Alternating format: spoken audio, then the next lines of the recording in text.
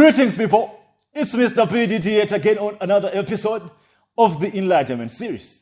In continuation to the recent scandal that is trending in the God-loving nation, in the Christian nation of Zambia, involving this particular John the General, whom Zambians are trying by all means to distance themselves from. Zambians are trying by all means to disassociate themselves from this John the General. And the only reason why they are saying now he's Congolese is because he has committed something that is disgracing the whole nation, the entire nation. But when everything was okay, he was our prophet. He was our man of God. He was our touch not the anointed. So for the sake of having this conversation in context, John the General is Zambian. We don't care whether he's Congolese according to your definition of nationality at this particular point in time. But he is Zambian and we'll address him as a Zambian. Now let's get into the conversation.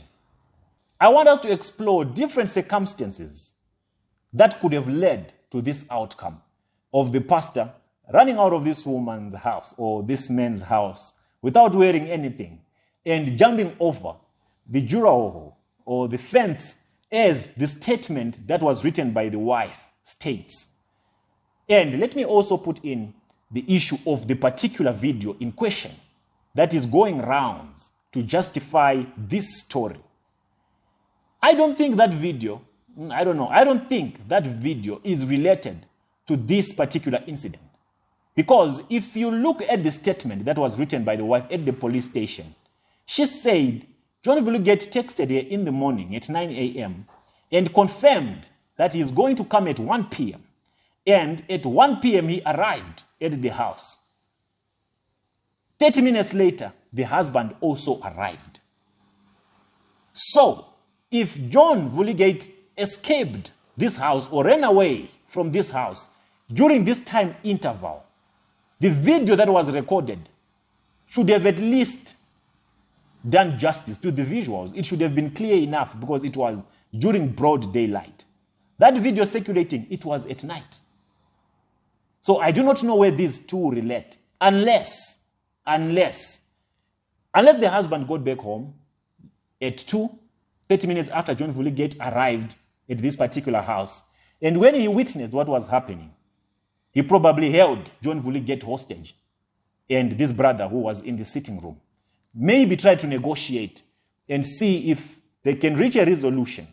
Because any man who comes back home and finds his wife with another man and he's a pastor and this pastor probably is known to be financially strong, any man who has a criminal mindset might just say, okay, let me try to work a deal out here.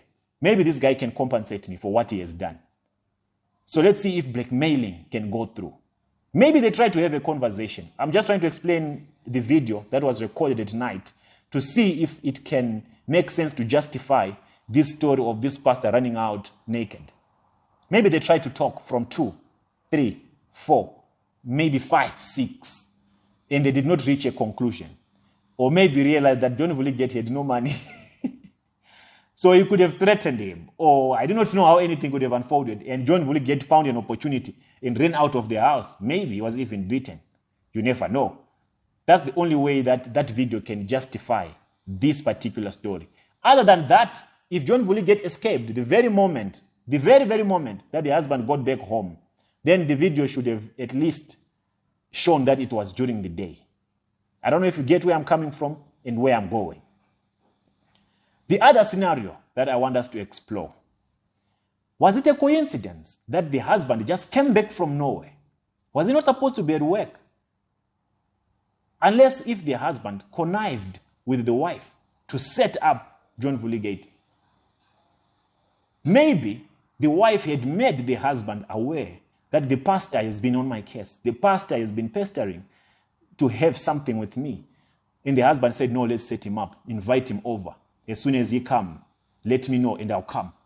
And I'll see how we can handle the situation or how we can deal with the situation. And make sure, let me know when he is actually naked.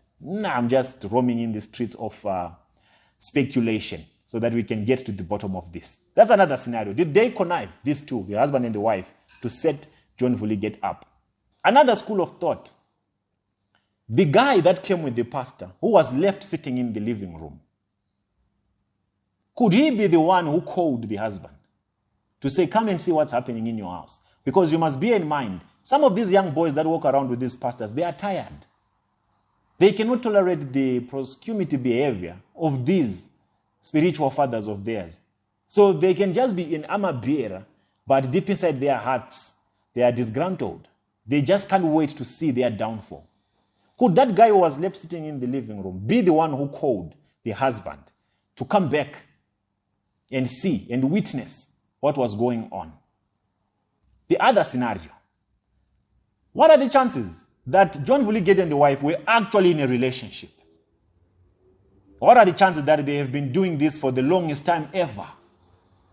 And this was just their unfortunate day to get caught.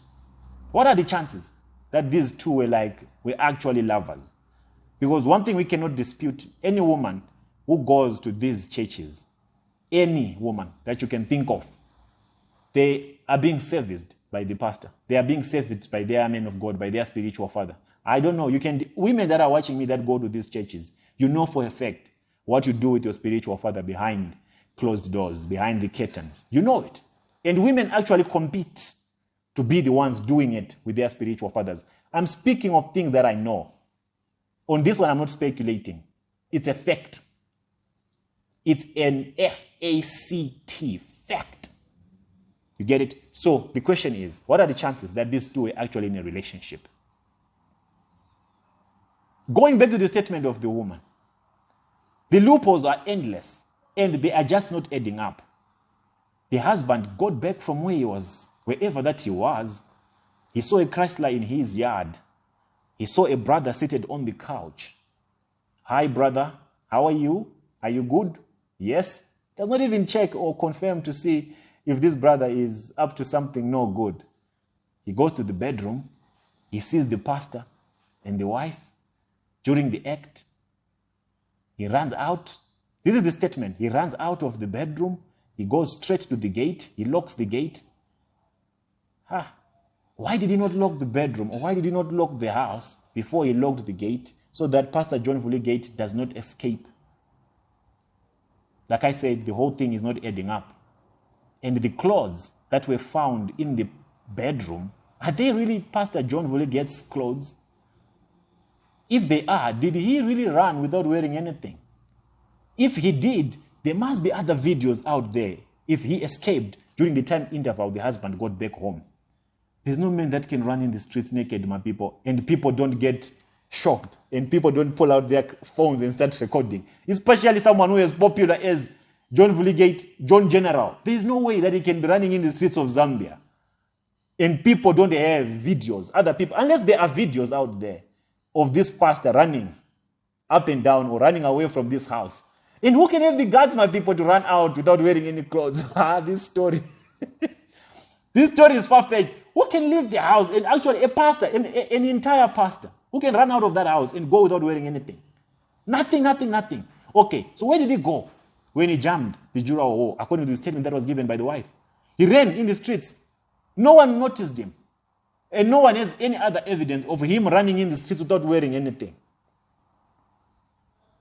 The whole story of him having escaped without wearing anything is coming from the statement that was given by the wife. Something must have transpired in that house that made this man leave abruptly. That made this man leave his Chrysler behind and his phone behind. And maybe some of the clothes behind. But still, the dots are not connecting, no matter which angle you look at the story. Because remember, it's all based on the statement that was given, that was written by the wife at the police station. Could this wife be honest that this man forced himself on her? Or this is her just trying to save her face so that people don't label her as an akuna. So that the court of public opinion don't label her as an ashao. No, the pastor did this to me. Were you guys not? Okay, my people. Let me know what you think as we prepare for the final episode, and then we just put the last nail on the coffin. With that being said, I'll check you out on the next episode of the Enlightenment series. I'm out.